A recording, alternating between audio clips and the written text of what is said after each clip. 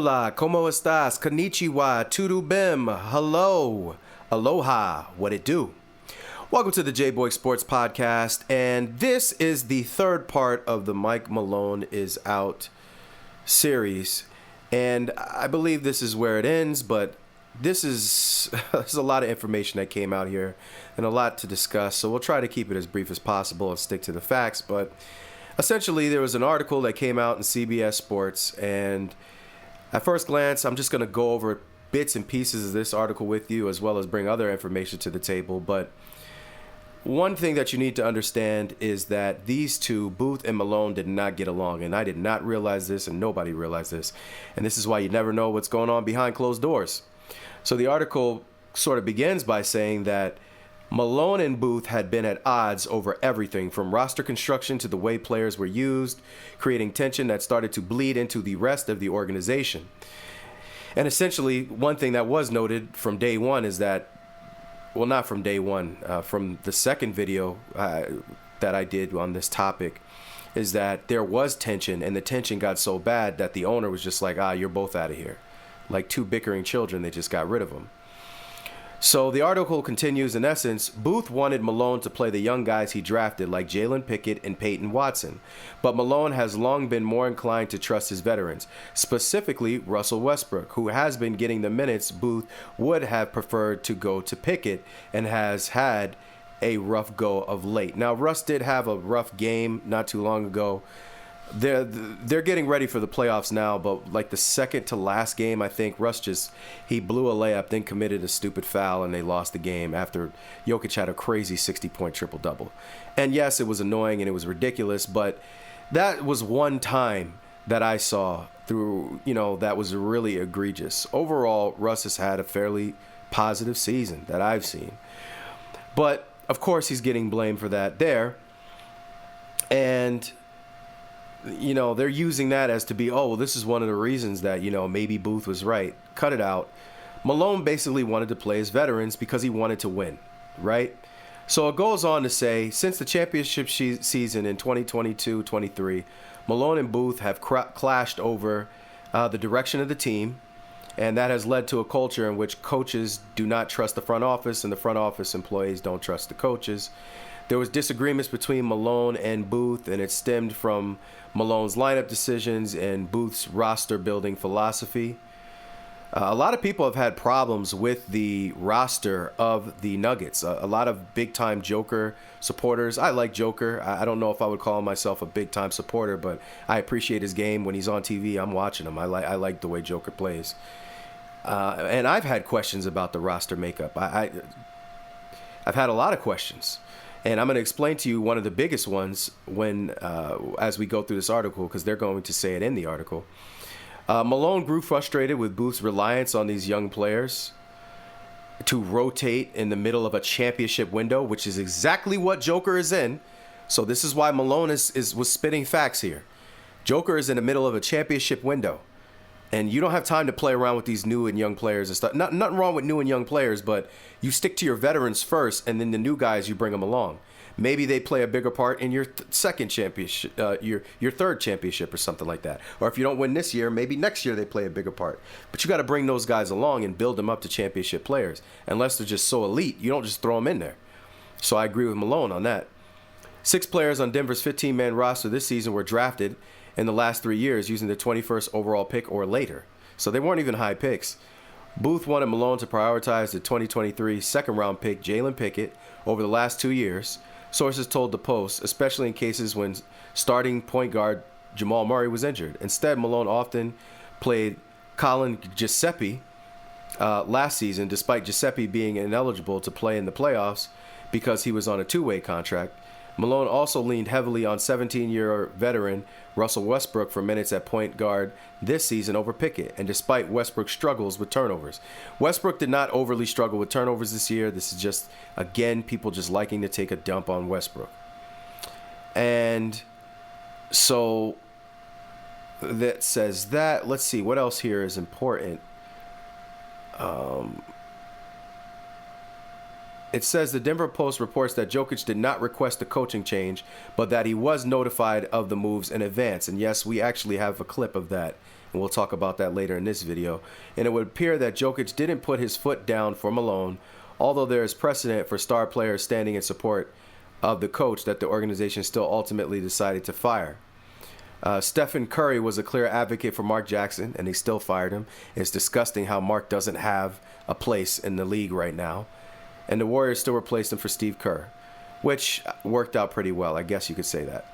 Malone, though, would argue that Denver's defensive decline, because Denver has not been good this year on defense, is because they let go of people like Kentavious Caldwell-Pope and Bruce Brown. They also let go of Jeff Green, both of whom played major roles in the 2023 championship. Booth would argue Watson is a defender, but his offense hasn't come along. So, honestly, one of the main things that I just wanted to point out is that exactly. We talk about roster construction, and you talk about Denver having a window because Jokic is playing at such a high level, and Murray is always hurt, so you don't know when he's going to be consistent. But here's the problem. Bruce Brown is the guy I want to talk about the most here, right? We know that Kentavious Caldwell-Pope was let go, right? But after they won their championship in 2023, in the parade, during the parade, Mike Malone said, Bruce Brown is going to be here for a long time. And then like 2 weeks later, Bruce Brown is gone. That should have been, see, the information is always, the devil's in the details. That's what they say, ladies and gentlemen. And I noted that back in the day, and I didn't think nothing of it until now. There's no reason Bruce Brown shouldn't have been on that team. He was huge for them. Bruce Brown had a major role on that Nets team that ultimately fell apart, but he was nice when he played on the Nets. He was super nice on Denver and was helping them he helped them win that championship. He was a beast. He and Mike what's his name? Green. What was Green's? Jeff Green. He and Jeff Green. And they both were gone after that. And I'm like, they just won a championship. Why are you letting those guys go? They let Bruce Brown go. And then they just let go of Kentavious Caldwell-Pope, and Brown has done a good job. But imagine if you had Kentavious Caldwell-Pope, Brown, and Westbrook. Now you're talking about a heavy favorite, for Denver, right? They still got to 47 wins, I think, this year with all this turmoil and a lot of injuries. But, who made that decision? And it seems like it was Booth. And to me, those were dumb decisions. So I got to go with Mike Malone on that. I got to go with Mike Malone. And then as far as like getting upset because he's playing Russell Westbrook, who's an all-time great, who gives that team a lot of energy and a big boost, right? Like when Russ and Joker are on the court together, it's actually been one of the better plus minuses in the league between a tandem as far as I know. I believe that's the case. Somebody can correct me if I'm wrong. And ultimately, to sit here and bash Russ and not want to play Russ, because of course that's what people want to do. They always want to blame Russ. If you look at this graphic right here, Russ was 22 for 14 as a starter with the Nuggets. And a lot of those games were when Joker wasn't even playing. So, he's done well in the Nuggets uniform. But of course they just want to disrespect Russ because it's fun and it's funny to these to these disgusting people. But, Mike Malone did not do what was wrong here. You have a small window with your star player and Murray, who is also your star player, who has been historically hurt. So you got a small window. You got to play those veterans and win as many games as you can right now. And if a younger guy has shown that they really are really good, then you play them. Brown, his name is spelled Braun. I don't care what anybody says, but they call him Brown. He has been tremendous this season. So one guy that hit and it did well, but the rest of the team is more like veteran people. But you're trying to win the games, man. So you play the veterans to win the games. I mean, that's what you do unless you have an elite young guy, Or if a veteran gets hurt, you put in the young guy and they got to prove themselves. But if they don't, blow you away, pause, no diddy, then, you play the veterans. And Westbrook is an all-time great, so I don't understand what the problem is here. Or DeAndre Jordan, I mean, you could play somebody else for him, I guess. I don't know. But based on this information, to me, I'm going to ride with Malone. I believe Malone was the better option here, the smarter person. And, Booth was just trying to do something that didn't make sense to me based on what they're saying here. But we also got wind. There's another thing I wanted to point out with this is that we talk about we talk about Joker and we talk about coaches standing up for people. But at the end of the day, Joker, to me, I'm not mad at this situation because Joker is not from this country. And his people, for lack of better words, I'm just going to be honest with you, they have more respect than Americans do. Americans, yes, we think outside the box. We come up with great concepts. We live with a freedom that a lot of people do not live with. But we also lack a lot of things. We lack couth. We lack discipline. We lack respect. We don't take care of people the way that we should. We're not as trustworthy as we used to be. We've got a lot of bad habits. And Joker he plays for a team. The organization makes the decisions. He just wants to play basketball for the most part and be the best player that he can be and be loyal. But at the end of the day, he said they called me in and it was basically a decision that was out of my hands. And players like him or Giannis or SGA, they come from different countries. So in their country, certain things are out of your hands. So I don't think it's that he didn't like Mike Malone and that he didn't stand up for Mike Malone at all. But it's not in their mentality to be fighting with ownership and fighting with general managers and coaches. They tend to be more coachable because they are more humble than American players. That's just the truth of it.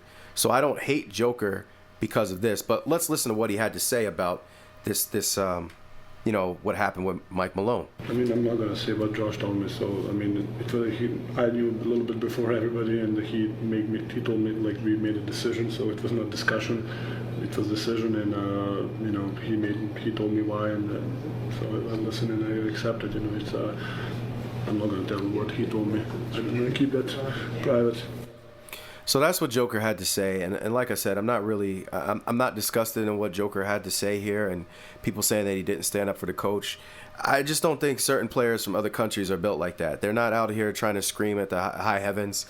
To be honest with you, they don't have a victim mentality sometimes that we do over here. I think Americans, we play the victim role sometimes nowadays, where it's like, oh, woe is me, I need to cry about everything. I just don't think Joker's like that. You know what I mean? I think that.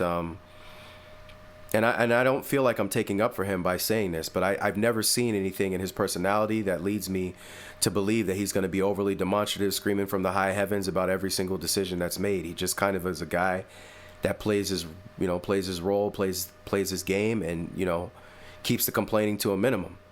And you even see that with the Luka Doncic situation, right? Like, we didn't hear anything about Luka. He hasn't said anything really about this situation. You saw him get upset when he went back and destroyed the Mavs. But it's not a lot of talking, at least not off the court. Luka complains all the time on the court. But off the court, you don't really hear a lot about him. He's very private. You don't hear too much about his life. And Joker is the same way. And I think that's just a European thing or just you're not from this country type thing. You know what I mean? One of the most transparent guys that we know the most about off the court is Giannis. And even him, when you look at the decisions that have been made with Adrian Griffith getting fired and then Budenholzer getting fired, what do we really know about what these guys knew about those things? They're just not American, so they don't have the same bravado and the same, want to fight back against everything that Americans have. Americans are more selfish. We are. It just is what it is. So whatever affects us, we're going to scream about it. We're going to complain about it. We're going to yell about it. They're not built like that. They're more collective good is what these guys seem to have in them. Is that right or wrong? I don't know. Because to me, if you're Michael Jordan in the Phil Jackson situation, you're saying, yo, you get rid of the coach, you get rid of me. That, I think, is acceptable. I think that's fine to say, but Joker is not built like that. Luka doesn't seem to be built like that. So I just think that's maybe a European thing. And a final thing I just want to close out with, if you look at the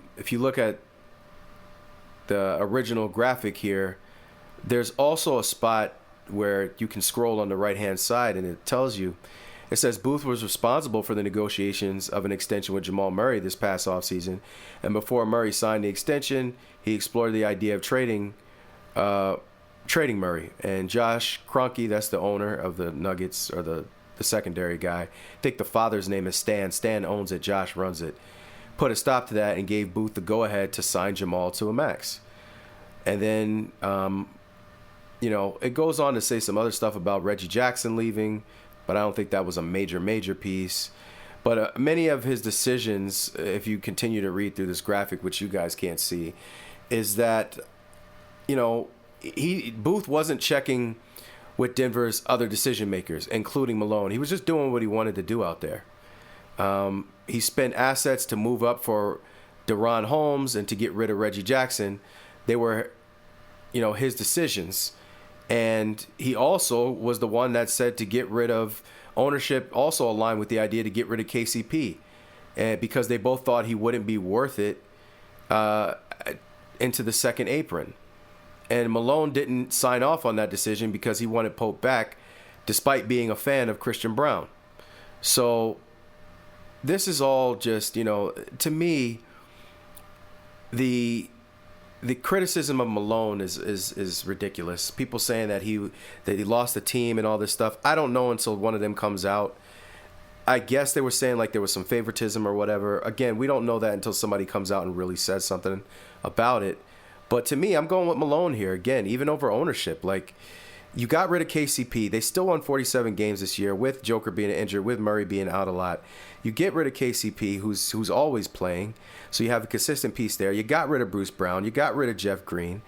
And, you had a champion. Why not just return to win another championship with the team you had?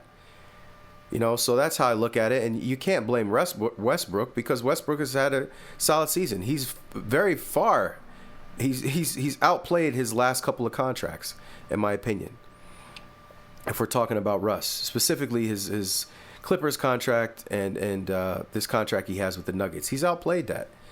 So, I'm going to rock with Malone here. I'm going to rock with Russ here. And I think Booth was a problem.